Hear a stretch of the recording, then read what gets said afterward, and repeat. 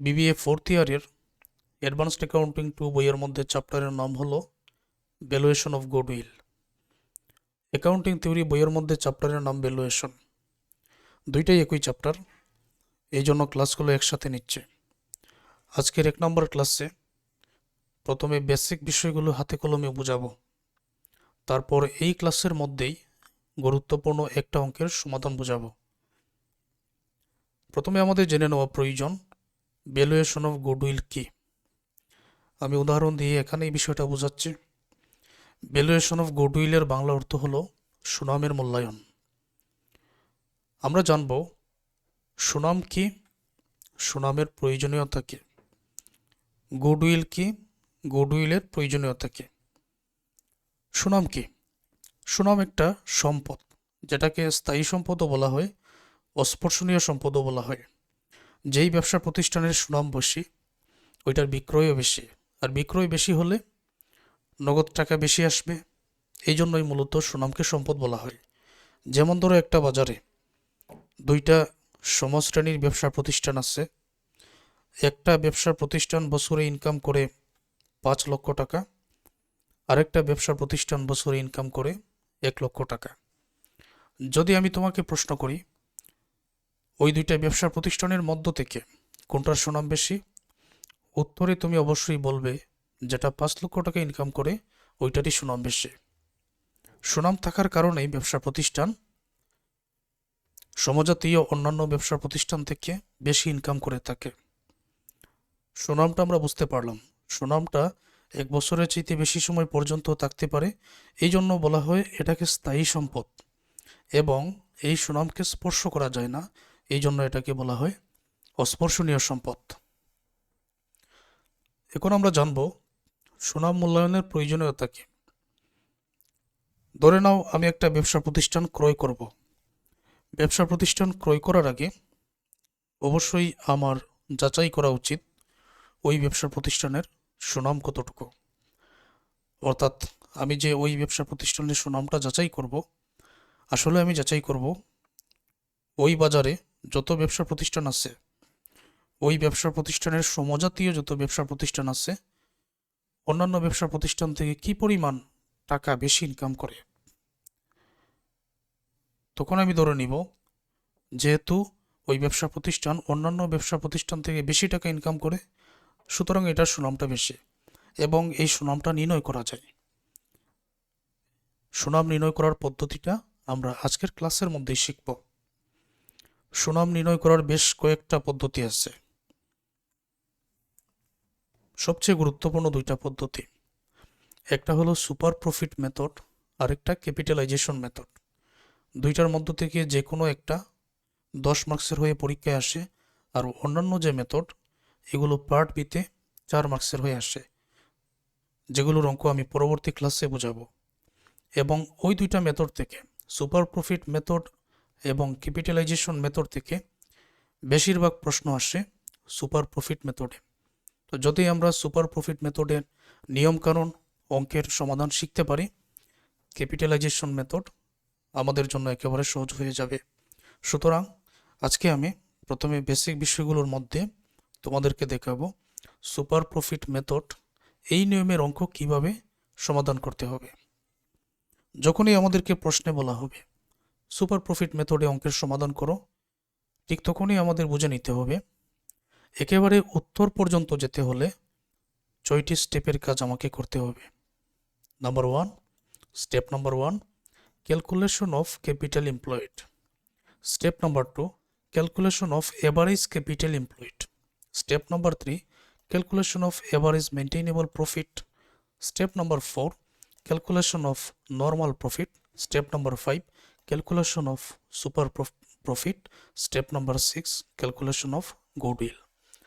আমাদেরকে প্রশ্ন করা হবে সুপার প্রফিট মেথডে গুডউইল নির্ণয় করো, এবং ওই 6টা স্টেপের মাধ্যমে আমরা একেবারে উত্তর পর্যন্ত যেতে পারবো, যেরকমটা আমরা এখানে দেখতে পাচ্ছি। Step number 6, calculation of goodwill.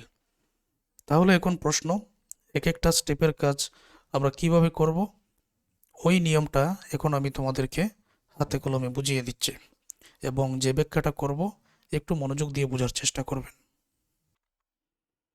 তাহলে এখন আমরা শিখব step number 1, calculation of capital employed কিভাবে নির্ণয় করতে হয়।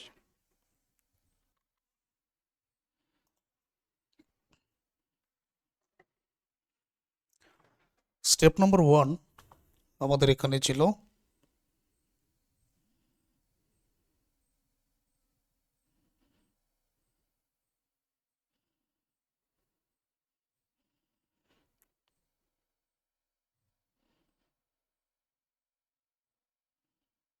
ক্যালকুলেশন অফ ক্যাপিটাল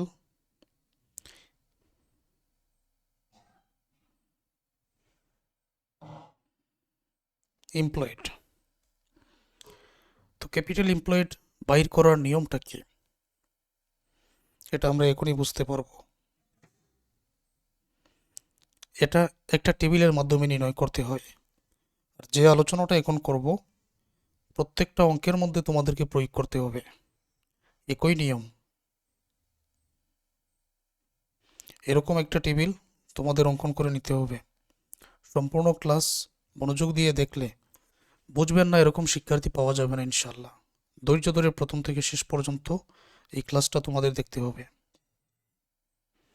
এখানে টেবিলের উপরে নামসমূহ এভাবে লিখতে পারো: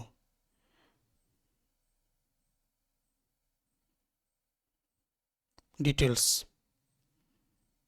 টাকা,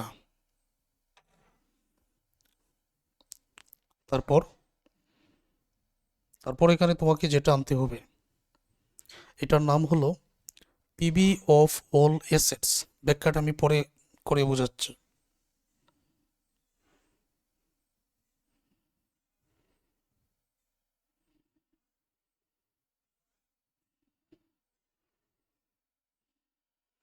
পিবি অফ অল অ্যাসেটস এটার বাংলা অর্থটা কি? সম্পদের বর্তমান মূল্য। যে ব্যবসা প্রতিষ্ঠানের সুনামটা আমরা নির্ণয় করব ওইটার যত সম্পদ আছে ওই সম্পদের বর্তমান বাজার মূল্যটা কত সেটাই এখানে নির্ণয় করতে হবে। এখন সম্পদ আমরা কোথায় পাবো? আমরা যে ব্যবসা প্রতিষ্ঠানের সুনামটা নির্ণয় করব ওই ব্যবসা প্রতিষ্ঠানের ব্যালেন্স শিট আমাদেরকে দিয়ে দেওয়া হবে এবং তোমাদের অবশ্যই জেনে রাখা উচিত ব্যালেন্স শিটের মধ্যে একদিকে থাকে সম্পদ আরেকদিকে থাকে দায় ও মালিকানা সত্ত্ব, যেখানে দেখানো হয় টোটাল সম্পদ সমান দায় যোগ মালিকানা সত্ত্ব। ওই সম্পদের মধ্য থেকে সম্পদসমূহ যেগুলো হিসাবে আনতে হবে এগুলা বাছাই করে তোমাদের এখানে লিখতে হবে। যেমন ধরো এখানে তুমি আনতে পারো ক্যাশ। ক্যাশ হতে পারে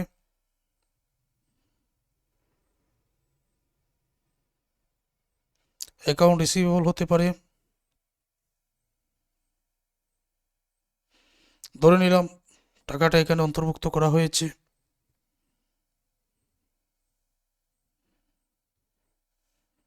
ইনভেন্টরি হতে পারে।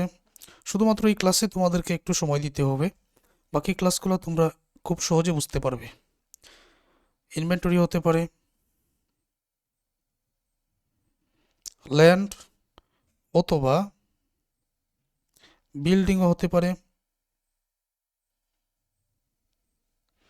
ওকে, তারপর গুরুত্বপূর্ণ কথা যেটা তোমাদের অবশ্যই মনে রাখতে হবে, যদি গুডউইল তোমাদের অঙ্কের মধ্যে দেওয়া থাকে, যদি গুডউইল এট কস্ট দিয়ে দেওয়া থাকে তবেই তোমরা এখানে অন্তর্ভুক্ত করবে। শুধুমাত্র গুডউইল যদি দেওয়া থাকে এটা অন্তর্ভুক্ত করার কোনো প্রয়োজন নেই। বোঝাতে পেরেছি? শুধুমাত্র গুডউইল এখানে আমরা অন্তর্ভুক্ত করব না, শুধু যদি গুডউইল এট কস্ট দেওয়া থাকে তবেই আমরা এখানে অন্তর্ভুক্ত করব।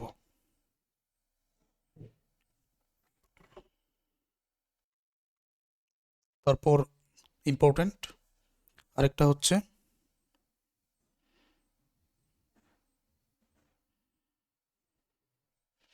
ট্রেডিং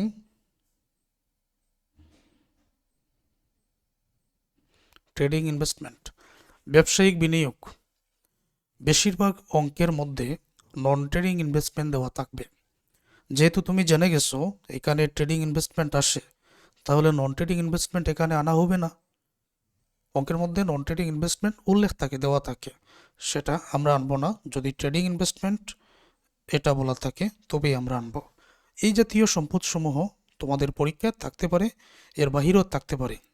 সতর্কতা হলো গুডউইল এট কস্ট যদি দেওয়া থাকে আনবো, শুধুমাত্র গুডউইল দেওয়া থাকলে আনবো না। ট্রেডিং ইনভেস্টমেন্ট যদি বলা থাকে আনবো, নন ট্রেডিং ইনভেস্টমেন্ট এখানে আমরা আনবো না। এতটুকুই জানলে চলবে। এখন আমরা যেটা পেয়েছি এখানে টোটাল অ্যাসেটস, যেখানে চলতি সম্পদ, স্থায়ী সম্পদ সব কিছুই আছে। এখানে আমার একটা গুরুত্বপূর্ণ কথা তোমরা অবশ্যই নোট করো, সেটা হলো যদি কোনো শিক্ষার্থীর আমার এই ক্লাস চলাকালীন cash, account receivable, inventory, land, building, goodwill, investment এগুলো এখন হিসাবের মধ্যে পড়ে, এটা বুঝতে যদি অসুবিধা হয় তাহলে আমি অবশ্যই বলবো যে এগুলো ফার্স্ট ইয়ারের পড়া, কোনটা কোন হিসাবের মধ্যে পড়ে এটা ফার্স্ট ইয়ার থেকে তোমার জানার কথা। এইটা সমাধান করার জন্য আমার যে ইউটিউব চ্যানেল আলামিন স্যার বিবিএ ইউটিউব চ্যানেলে যাবে সার্চ করে, আর প্রিন্সিপাল অফ অ্যাকাউন্টিং বইয়ের যে প্লেলিস্টটা দেওয়া আছে সবার উপরের 2টা ক্লাস দেখে নিলেই এই সমস্যার সমাধান হয়ে যাবে। মূলত সবার জন্যই আমি ওই 2টা ক্লাস রেখেছি, তখন তোমাদের আর কোনো প্রবলেম হবে না। এখন ক্যালকুলেশন অফ ক্যাপিটাল এমপ্লয়েড নির্ণয় করার জন্য পরবর্তী কাজ হলো, আমি লিখে নিচ্ছি,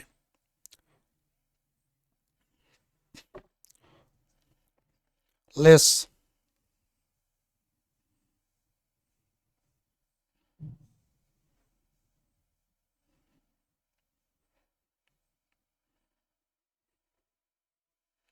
এখানে কি লিখেছি, কারেন্ট লাইবিলিটি, শুধুমাত্র চলতি দায়, লং টার্ম লাইবিলিটি দীর্ঘমেয়াদী দায় নয়, কিন্তু এখানে কারেন্ট লাইবিলিটি সমূহ আসবে। তো যদি আমি তোমাদের প্রশ্ন করি এই মুহূর্তে কয়েকটা কারেন্ট লাইবিলিটির নাম বলো, যারা বলতে পারবেন তো ধরে নিব আমি তাদের ধারণা ভালো। যেমন এখানে কি হতে পারে,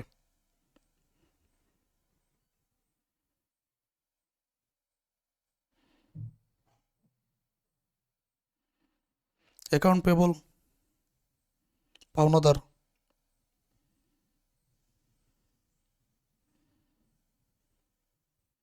নোটস পেবল, টাকাগুলো এখানে লিখে নিলাম,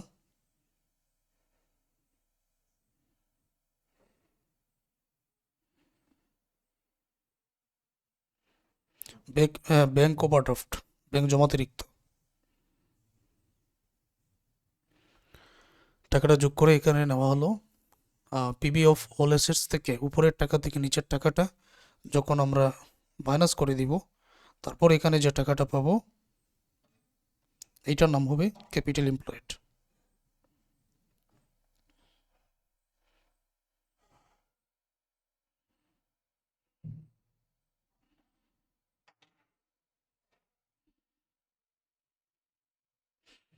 বিষয়গুলো খুব সুন্দরভাবে আমি তোমাদের এখানে বুঝিয়ে দিচ্ছি, এবং আমি মনে করি এই ক্লাস দেখার পরে তোমাদের আর কোনো প্রবলেম হবে না। ওকে, তাহলে আমরা জেনে গেলাম ক্যাপিটাল এমপ্লয়েড নির্ণয় করার নিয়মটা পিবি অফ অল অ্যাসেটস থেকে, এবং এখানে যে সতর্কতা আছে এটাও আমি উল্লেখ করেছি। সম্পদের বর্তমান মূল্য থেকে চলতি দায় অথবা কারেন্ট লাইবিলিটি মাইনাস করে দিলে ক্যাপিটাল এমপ্লয়েড পাওয়া যাবে। 2 নম্বর, এখানে আছে step number 2, calculation of average capital employed. তাহলে এভারেজ ক্যাপিটাল এমপ্লয়েড নির্ণয় করার নিয়মটা এখন আমাদের জানতে হবে। এটা এখন আমি খুব সহজে বুঝিয়ে দিচ্ছি, সকল শিক্ষার্থীরাই বুঝতে পারবেন।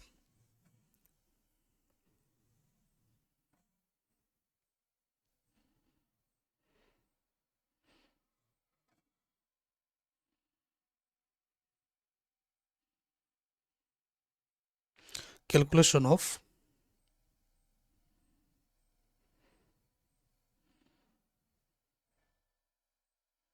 এভারেজ ক্যাপিটাল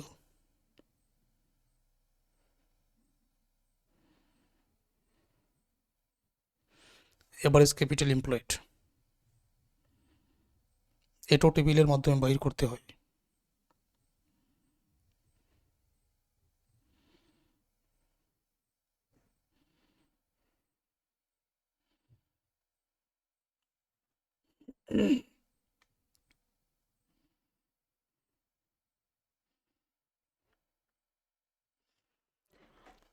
নামগুলো তোমরা একই রকম দিবে সব সময়।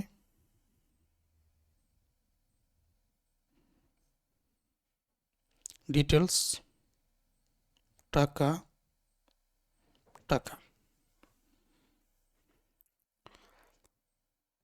আমরা যখন অঙ্কের মধ্যে ক্যালকুলেশন অফ এভারেজ ক্যাপিটাল এমপ্লয়েডটা নির্ণয় করব, 1 নম্বর ওয়ার্কিংয়ে আমরা যে ক্যাপিটাল এমপ্লয়েড বাইর করেছি, অর্থাৎ এই টাকাটা শুরুতেই বসিয়ে দিতে হবে। তো আমি এখানে লিখলাম ক্যাপিটাল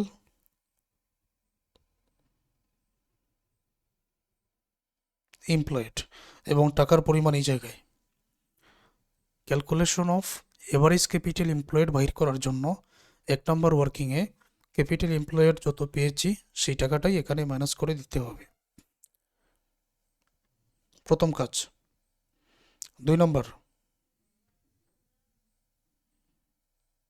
লেস হাফ অফ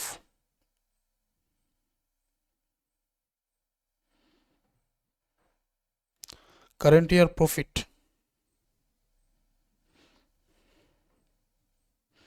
চলতি বছরের যে মুনাফা আছে ওইটাকে হাফ করে ক্যাপিটাল এমপ্লয়েড থেকে মাইনাস করতে হবে, কিন্তু চলতি বছরের মুনাফার সাথে এখানে কিছু অ্যাডজাস্টিং আইটেম আছে যেগুলোর কাজ সবসময় করতে হবে। ওইটা করার নিয়মটা কি, এখন আমি যে নিয়ম বলবো প্রত্যেকটা অঙ্কের মধ্যে একই প্রয়োগ। প্রথমে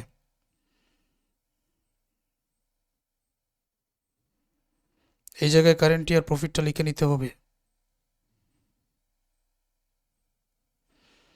ধরে নিলাম আমি এখানে কারেন্ট ইয়ার প্রফিটটা লিখে নিচ্ছি। তোমাদের অঙ্কের মধ্যে যদি নন ট্রেডিং ইনভেস্টমেন্ট দেওয়া থাকে, নন ট্রেডিং ইনভেস্টমেন্টের ইন্টারেস্ট যদি দেওয়া থাকে, তখন এই জায়গায় সব সময় মাইনাস করে নিতে হবে।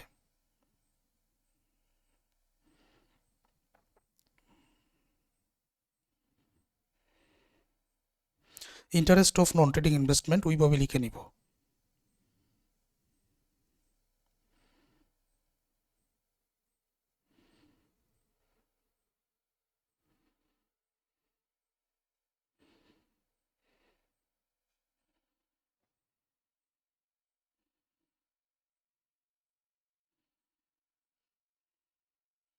এবং এটার টাকা হবে minus interest of non trading investment. যদি অঙ্কের মধ্যে ডিবেঞ্চার অথবা বন্ড, দুইটা একই নাম, ডিবেঞ্চার এবং বন্ড, এটার বাংলা অর্থ হলো ঋণপত্র। ঋণপত্র একটা দীর্ঘমেয়াদী দেয়, যদি এটার ইনভেস্টমেন্ট, এটার ইন্টারেস্ট দেওয়া থাকে, এটা প্লাস করতে হয়। সুতরাং এটার নাম ইন্টারেস্ট অন ডিবেঞ্চার।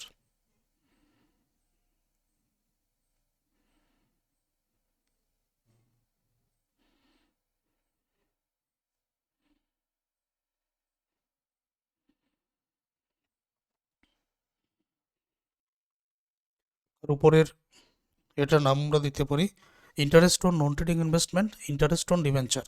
এটা কি করতে হবে, প্লাস করতে হবে, প্লাস করব। তারপর এইখানে দেখো current year profit, interest on non trading investment minus করব যদি থাকে, ইন্টারেস্ট অন ডিবেঞ্চার প্লাস করব যদি থাকে। প্লাস মাইনাস করার পরে আমরা নিশ্চয়ই এখানে একটা টাকা পাবো, এখানে আমরা একটা টাকা পাবো। এখান থেকে পরবর্তী কাজটাকে ইনকাম ট্যাক্স মাইনাস করতে হবে, এবং ইনকাম ট্যাক্স মাইনাস করতে হবে এই টাকার উপরে।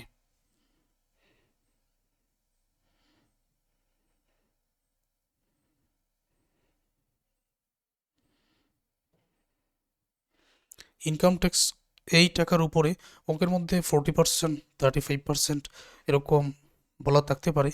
আবার কিছু অঙ্ক তোমাদেরকে দেওয়া হবে যেখানে ইনকাম ট্যাক্সের হার দেওয়া নাও থাকতে পারে, তখন তুমি 40% ধরে নিতে পারো। যদি এখানে টাকাটা মাইনাস করে দাও, নিশ্চয়ই একটা টাকা পাবে। তারপর উপরের টাকা থেকে অর্থাৎ এই টাকা থেকে এই টাকাটা এখন মাইনাস করব। যদি মাইনাস করি আমরা এখানে যে টাকাটা পাবো ওইটার নাম হবে এভারেজ ক্যাপিটাল এমপ্লয়েড।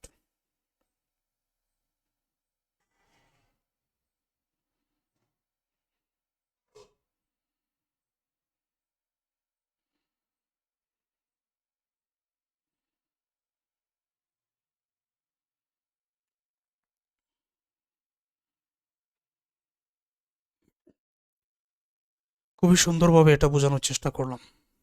যদি এটা মনে রাখতে পারো আমরা তো অঙ্কের সমাধান করব। যদি এটা মনে রাখতে পারো একেবারে সহজ হয়ে যাবে তোমাদের কাছে। 2 নম্বর ওয়ার্কিং শেষ। Step number 3, 3 number working, calculation of average maintainable profit. Average maintainable profit এখন বাহির করার নিয়মটা আমরা জেনে নিব।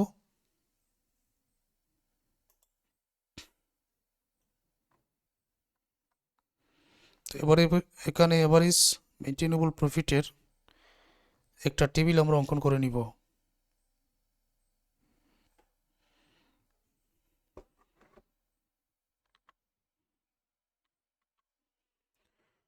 তো এটার জন্য আমি এখানে আরেকটা পেজ নিয়ে নিলাম, এটার জায়গাটা এখানে নাও ধরতে পারে।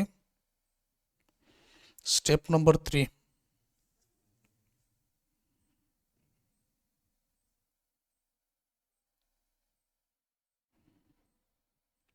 এটার নাম হলো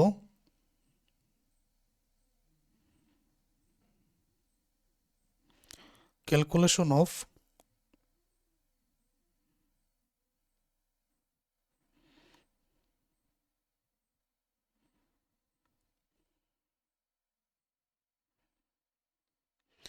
average maintainable profit. Average maintainable profit বাইর করার নিয়ম এখন যা বলবো এটাই শুধু তোমরা মনে রাখবে।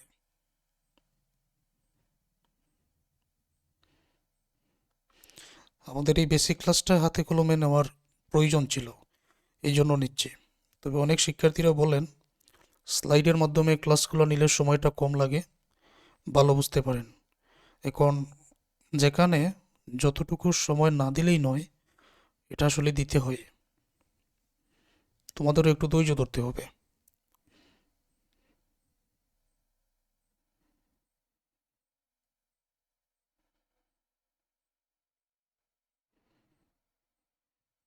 ওকে, তারপর শুরুতেই আমাদের এভারেজ মেনটেনেবল প্রফিটে এখানে বাহির করে নিতে হবে average profit.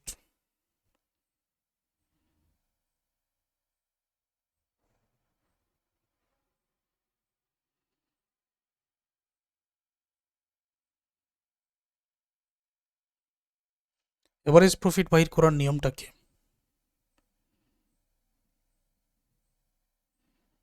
Some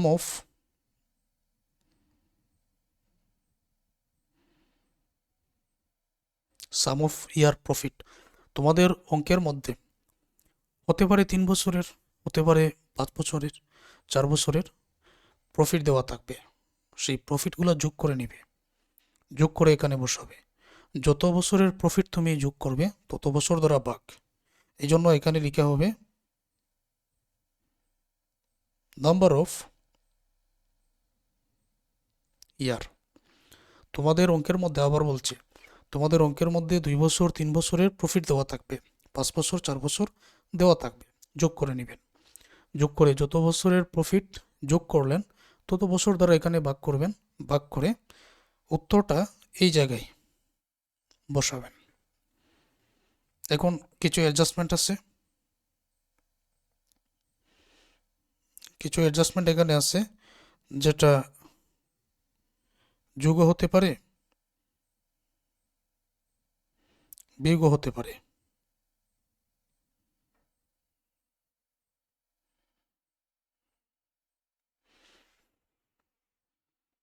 adjustment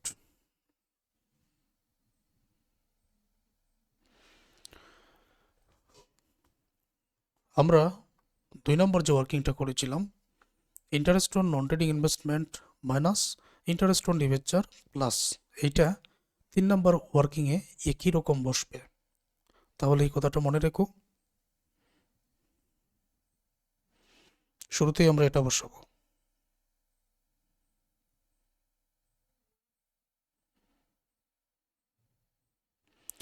interest on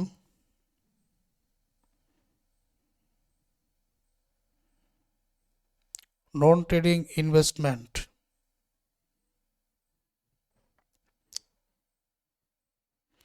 টাকাটা মাইনাস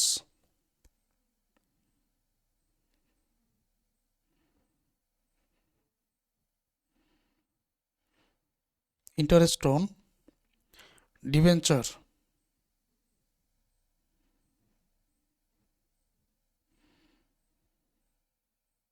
টাকাটা প্লাস। অতিরিক্ত এখানে অঙ্কের মধ্যে যদি ডেপ্রিসিয়েশন উল্লেখ থাকে সেটা মাইনাস।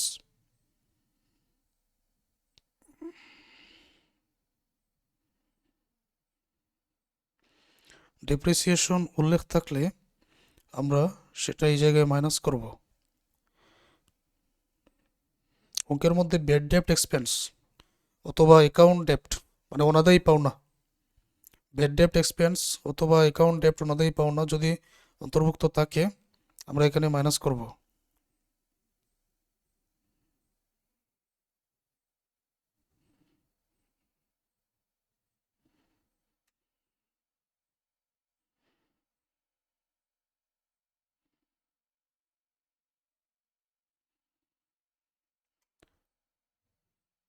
এখানে মাইনাস হবে। তারপর এই যে টাকাগুলো আমরা এখানে নিয়ে এসেছি এইটা সরাসরি যোগবিয়োগ করে আমরা টাকাটা 3 নম্বর করে নিতে পারি, অথবা এখানে যে কাজটা করা হয়েছে এটা চাইলে আমরা এইখানেও করতে পারতাম। ধরে নিলাম যে টাকা প্লাস মাইনাস আমরা এখানে করলাম, ওকে। এখানে যোগ বিয়োগ করে নিশ্চয়ই আমরা একটা টাকা পাবো। ওইখান থেকে এখন ইনকাম ট্যাক্সটা মাইনাস করে দিব।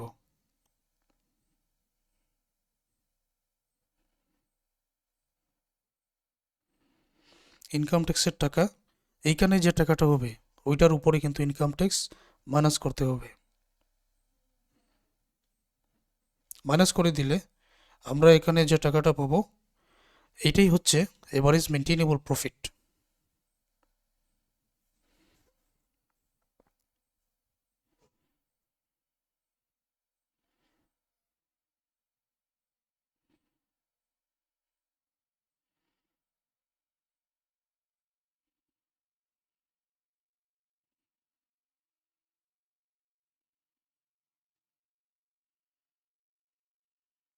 আশা করবো এটা সবার মনে থাকবে।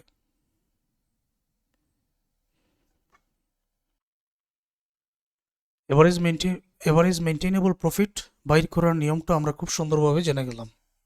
তাহলে পরবর্তী কাজ কি? Calculation of normal profit, step number 4। এখনই চলে আসলো সূত্রের মাধ্যমে বাইর করা। Step number 4 calculation of normal profit বাইর করার যে সূত্রটা তোমরা ব্যবহার করবে, তাহলে সূত্রটা এখন আমি লিখে দিচ্ছি।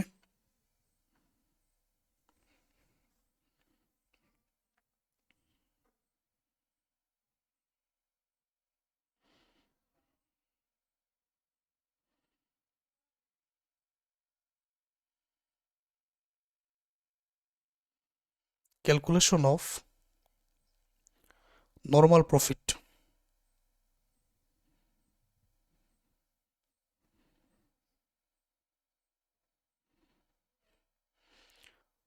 নর্মাল প্রফিটের সূত্রটা কি এখন আমরা জেনে নিব। সূত্রটা আমি এখানে লিখে নিচ্ছি। এভারেজ ক্যাপিটাল এমপ্লয়েড যেটা আমরা 2 নম্বর ওয়ার্কিংয়ে বাইর করেছি,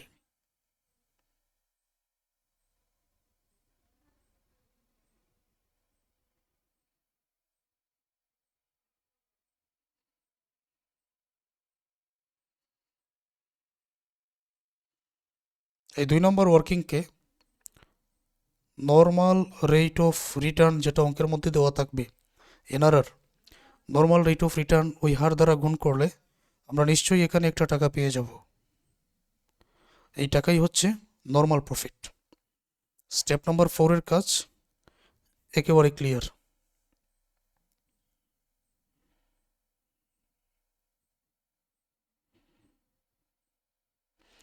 স্টেপ নাম্বার 5,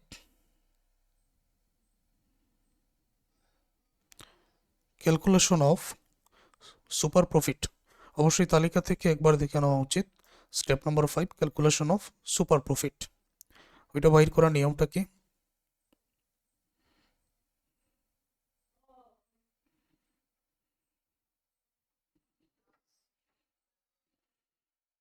সূত্রটা জেনে নাও।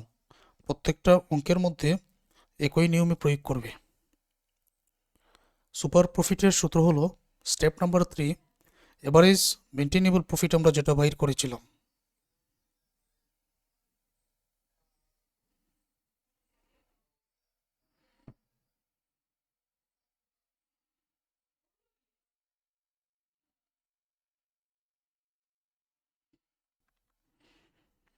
এভারেজ মেনটেনেবল প্রফিট মাইনাস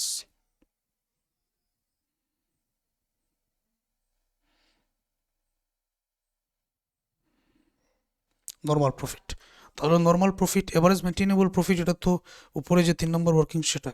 আর নর্মাল প্রফিট কোথায়? ওই যে 4 নম্বর ওয়ার্কিং আমরা বাইর করেছি, ওই টাকাটা মাইনাস করে দিলে আমরা সুপার প্রফিটটা পেয়ে যাই। 5 নম্বর স্টেপের কাজ। Finally step number 6, calculation of goodwill. আমরা উত্তর পর্যন্ত একেবারে চলে যাব।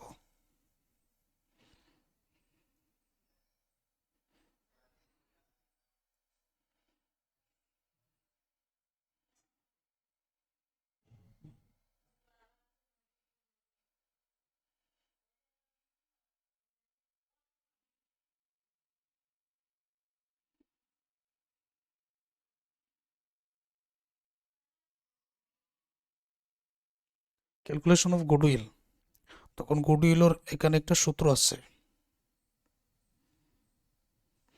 সূত্রটাই আমি লিখে নিচ্ছি। সুপার প্রফিট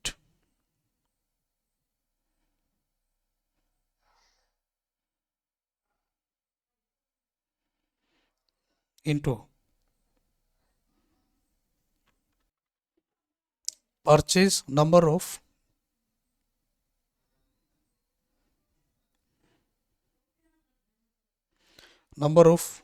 ইয়ার পারচেজ।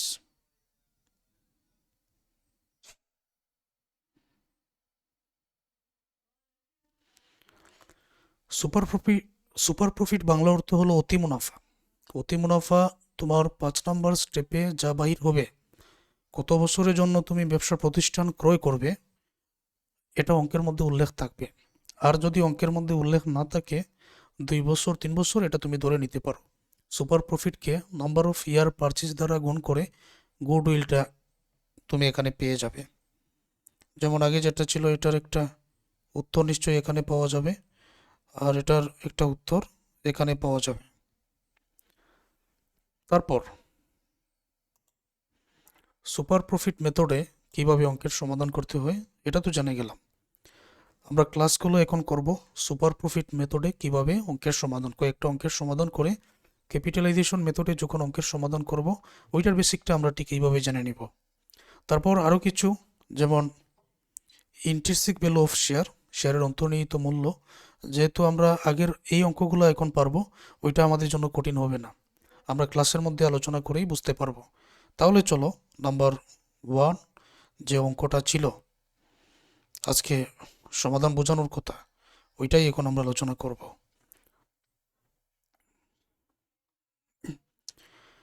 তোমরা একটা কাজ করো, আমার এই ক্লাস একেবারে ফুল স্ক্রিন করে দেখবেন, তখন বুঝতে কারো কোনো অসুবিধা হবে না। Problem 1, the balance sheet of Duxba Company Limited as at 31st 12 2017 is given below. ডক্সবা company লিমিটেডের ব্যালেন্স শিট দেওয়া আছে, যেখানে পার্টিকুলার্স বলে এই দিকে যাবতীয় সম্পদ এবং পার্টিকুলার্স বলে এই দিকে যাবতীয় দায় ও মালিকানা সত্ত্ব আসে। আর ব্যালেন্স শিটের মধ্যে মোট সম্পদ সমান দায়যোগ মালিকানা সত্ত্ব, এটা দেখাতে হয় একেবারে ফার্স্ট ইয়ার পর্যন্ত। ফার্স্ট ইয়ার যারা পড়েছো আমার কাছে, তারা ভালোভাবে জানো যে এই বিষয়গুলোর উপরে আমি কতটা গুরুত্ব দিয়ে থাকি। এখানে গুডউইল আছে, তো গুডউইল কি এট কোস্ট দিয়ে লিখে আছে? না, তাহলে এটা আমাদের অঙ্কে আসবে না, আমি একবার পড়ে নেই। গুডউইল বাংলার অর্থ সুনাম, ল্যান্ড অ্যান্ড বিল্ডিং, তারপর plant and machinery, vehicles, current assets, প্রত্যেকটাই সম্পদ। পেইড আপ ক্যাপিটাল এখানে 1000 অর্ডিনারি শেয়ার অফ টাকা, 200 ইচ, 1000 সাধারণ শেয়ার আছে, প্রত্যেকটার মূল্য 200 টাকা করে, 2 লক্ষ টাকা। 5000 প্রিফারেন্স শেয়ার বা অগ্রাধিকার শেয়ার আছে, প্রত্যেকটার মূল্য 20 টাকা করে, 1 লক্ষ টাকা। জেনারেল রিজার্ভ অথবা সাধারণ সঞ্চিতি আছে 50,000 টাকা, রিটেন আর্নিং বা সংরক্ষিত আয়ের জের 20,000 টাকা, কারেন্ট লাইবিলিটিস 2 লক্ষ টাকা। এদিকে যাবতীয় সম্পদ যোগ করে দেখো 5,70,000 টাকা হয়েছে, এবং দায় ও মালিকানা সত্ত্ব যোগ করে 5,70,000 টাকা হয়েছে। তার মানে টোটাল সম্পদ সমান দায় যোগ মালিকানা সত্ত্ব। অতিরিক্ত তথ্য: on 31st December 2017 the assets were revalued as follows. 2017 ডিসেম্বরের 31 তারিখে সম্পত্তিসমূহ পুনর্মূল্যায়িত হয়েছে। ল্যান্ড অ্যান্ড বিল্ডিং টাকা 2 লক্ষ টাকা। এখন তোমাদের বুঝতে হবে ল্যান্ড অ্যান্ড বিল্ডিং এখানে কত আছে, আগের 1,70,000। পুনর্মূল্যায়িত হয়েছে মানে এটা প্রেজেন্ট ভ্যালু, বর্তমান মূল্য 2 লক্ষ টাকা। আর আমরা আলোচনা করেছিলাম, যদিও আমি আবারও আলোচনা করব, আমরা আলোচনা করেছিলাম যে বর্তমান যে মূল্য ওইটাই ক্যাপিটাল এমপ্লয়েডের মধ্যে আসে। প্লান্ট অ্যান্ড মেশিনারি বর্তমান মূল্য 1,50,000, কিন্তু আগের মূল্য 1,60,000। তাহলে হিসাবের মধ্যে কোনটা আসবে? বর্তমান মূল্যটা। ভেহিকল 60,000 আছে, যানবাহন এখানে 70,000, তা আমি কোনটা নিব? যেটা বর্তমান 60,000 ওইটাই নিব। The company earn profit after depreciation and taxation S টাকা 60,000, 70,000, 80,000 in the year 2015, 16 and 17 respectively. Company profit করেছে অবচয় এবং কর দেওয়ার পরে 60,000, 70,000, 80,000 2015, 16, 17 সালে, অর্থাৎ 2015 সালের 60,000, 16 সালের 70,000, 17 সালের 80,000। তাহলে তোমাদের কাছে প্রশ্ন, কারেন্ট ইয়ার প্রফিট কত? উত্তরে সকল শিক্ষার্থী বলতে পারবেন কারেন্ট ইয়ার প্রফিট মানে বর্তমান বছর, যেটা 2017 সালের তথ্য দেওয়া আছে, আর কারেন্ট ইয়ার প্রফিট আছে এখানে 80,000 টাকা। Valuation of goodwill is to be based on 2 year purchase of super profit. ভ্যালুয়েশনটা নির্ণয় করা হবে অতি মুনাফা পদ্ধতিতে। আজকে যে নিয়মটা আমরা শিখলাম সুপার প্রফিট মেথডে, 2 বছর ক্রয়ের জন্য 2 ইয়ার পারচেজ, 2 বছর ক্রয়ের জন্য। এবং বলেছি যদি অঙ্কের মধ্যে পারচেজ ইয়ার দেওয়া না থাকে তখন আমরা 2 বছর বা 3 বছর এটা ধরে নিতে পারি। It is generally consider that 10% reasonable return on tangible assets, এবং বিবেচনা করতে হবে দৃশ্যমান সম্পদের উপরে 10% রিজনেবল রিটার্ন, এটাই হচ্ছে নর্মাল রেট অফ রিটার্ন অথবা এনআরআর এর মান। Determine the goodwill of the company, এই কোম্পানির গুডউইলটা নির্ণয় করো। গুডউইল নির্ণয় করার জন্য এতক্ষণ আমরা যে নিয়মকানুনটা জানলাম প্রত্যেকটা অঙ্কের মধ্যে একই রকম প্রয়োগ। শুরুতে আমাদের ক্যালকুলেশন অফ ক্যাপিটাল এমপ্লয়েড বাইর করার জন্য প্রত্যেকটা সম্পদের অঙ্কের মধ্যে যে অ্যাসেটস সমূহ দেওয়া আছে ওইগুলোর বর্তমান মূল্যটা আনতে হবে। বর্তমান মূল্য থেকে আমরা কারেন্ট লাইবিলিটি ওইটা মাইনাস করে দিব। তাহলে আমি ওই কাজটাই প্রথমে করি। এইদিকে দেখো সম্পদ আছে, গুডউইল যেহেতু এট কস্ট দিয়ে দেওয়া নেই, আমি এটা আনবো না। আমি ল্যান্ড অ্যান্ড বিল্ডিং আনবো, কিন্তু টাকাটা বর্তমান মূল্যের 2 লক্ষ আসবে। আমি প্লান্ট অ্যান্ড মেশিনারি আনবো, কিন্তু 1,60,000 টাকা না এনে এটা বর্তমান মূল্য 1,50,000 আসবে। আমি ভেহিকলস আনবো, 70,000 টাকা না এনে ভেহিকল 60,000 আনবো। আমি কারেন্ট অ্যাসেটস আনবো 1,40,000 যেটা আছে ওইটাই। তো এখানে আমি লিখে দিচ্ছি, তোমরা একটু লক্ষ্য করো। Number 1, calculation of capital employed. Land and building 2 লক্ষ টাকা, plant and machinery 1,50,000, vehicles 60,000, current assets 1,40,000, প্রত্যেকটাই প্রেজেন্ট ভ্যালু। দেন যোগ করে টোটাল অ্যাসেটস 5,50,000। এবং নিয়ম হলো এটাতে কারেন্ট লাইবিলিটিস মাইনাস করতে হবে। একটাই কারেন্ট লাইবিলিটিস আছে যেটা 2 লক্ষ টাকা, দেখতে পাচ্ছ? অতএব এই কারেন্ট লাইবিলিটিস 2 লক্ষ টাকা যদি আমি এখানে মাইনাস করি, 5,50,000 থেকে 2 লক্ষ মাইনাস করলে ক্যাপিটাল এমপ্লয়েড এখানে পাওয়া যাবে 3,50,000 টাকা। 1 নম্বর কাজ এখানে আমাদের শেষ। তারপর 2 নম্বর যে কাজ, calculation of average capital employed. তো ক্যাপিটাল এমপ্লয়েড শুরুতে 1 নম্বর যে ওয়ার্কিং আছে ওইটা থেকে এখানে নিয়ে আসতে হবে। হাফ অফ কারেন্ট ইয়ার প্রফিটের মধ্যে কারেন্ট ইয়ার প্রফিট প্রথমে, যদি নন ট্রেডিং ইনভেস্টমেন্ট থাকে এটার ইন্টারেস্ট মাইনাস, কিন্তু আজকের অঙ্কের মধ্যে নেই, ডিবেঞ্চারও নেই। তারপর ইনকাম ট্যাক্স ডেপ্রিসিয়েশন মাইনাস করেই টাকাগুলো দেওয়া হয়েছে, তো এই কাজগুলো আমাদের করার প্রয়োজন নেই।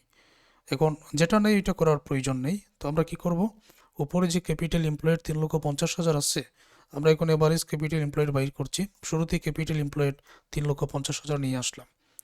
আর বর্তমান বছরের কারেন্ট ইয়ার প্রফিট দেখো 80,000, যেটা 2017 সালের, একটু আগে তোমাদের চিহ্নিত করে বুঝিয়েছিলাম। তাহলে half of current year profit, যেহেতু এখানে কোনো অ্যাডজাস্টিং আইটেম করতে হবে না, তো প্রফিট 80,000 আছে, এটাকে সরাসরি 2 দ্বারা ভাগ করে। এখানে আরেকটা কথা, যেটা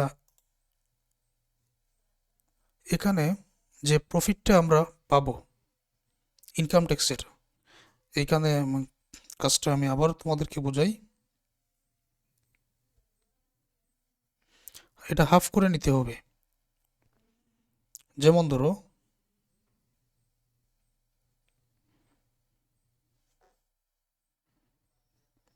এইখানে যে টাকাটা ইনকাম ট্যাক্স মাইনাস করার পরে যে টাকাটা এখানে আমরা পাবো, এটাকে 2 দ্বারা ভাগ করে হাফ করে দেন টাকাটা এখানে নিতে হবে এবং মাইনাস করতে হবে, অর্থাৎ হাফ করতে হবে। সুতরাং এই 80,000 টাকাকে 2 দ্বারা ভাগ করে 40,000 টাকা হয়েছে, মাইনাস করে দিলে এভারেজ ক্যাপিটাল এমপ্লয়েড 3,10,000 টাকা হয়। ওকে, 3 নম্বর যে ওয়ার্কিং এভারেজ মেনটেনেবল প্রফিট, অথবা এটার আরেকটা নাম আছে বিভিন্ন বইয়ের মধ্যে বিভিন্ন নাম, সেটা হচ্ছে calculation of annual average trading profit. এইটার নামই হচ্ছে এভারেজ মেনটেনেবল প্রফিট। একে এখন এটা বাইর করার নিয়মটা কি ছিল,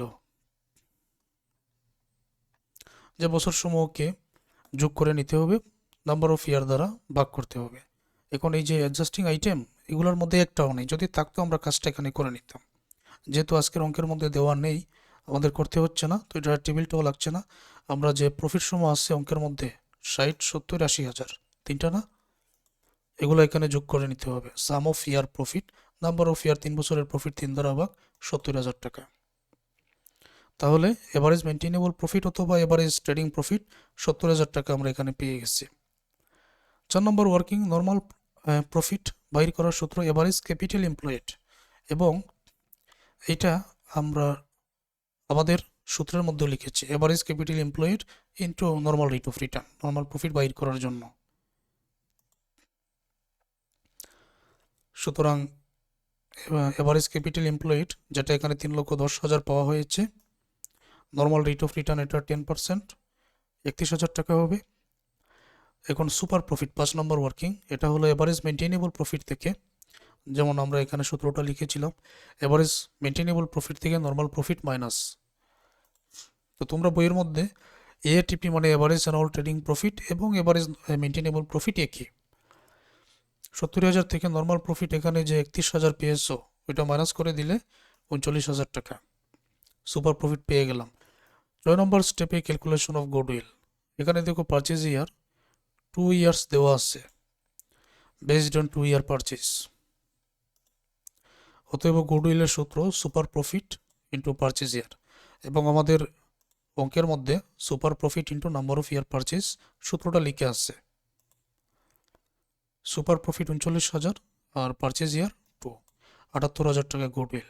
so the farm goodwill is টাকা 78,000 টাকা। যদি একেবারে প্রথম থেকে বেসিক আলোচনা সহ অঙ্কের সমাধান সহ তোমরা ক্লাসটা দেখে নাও, তাহলে সকল শিক্ষার্থীরা বুঝতে পারবেন। এবং মনে রাখবেন, বইয়ের মধ্যে এটার নাম এভারেজ অ্যানুয়াল ট্রেডিং প্রফিটও থাকতে পারে। যারা সাজেশন থেকে পড়ছেন তারা এভারেজ অ্যানুয়াল ট্রেডিং প্রফিট এটা পাবেন, যারা বই থেকে পড়ছেন এভারেজ মেনটেনেবল প্রফিট পাবেন।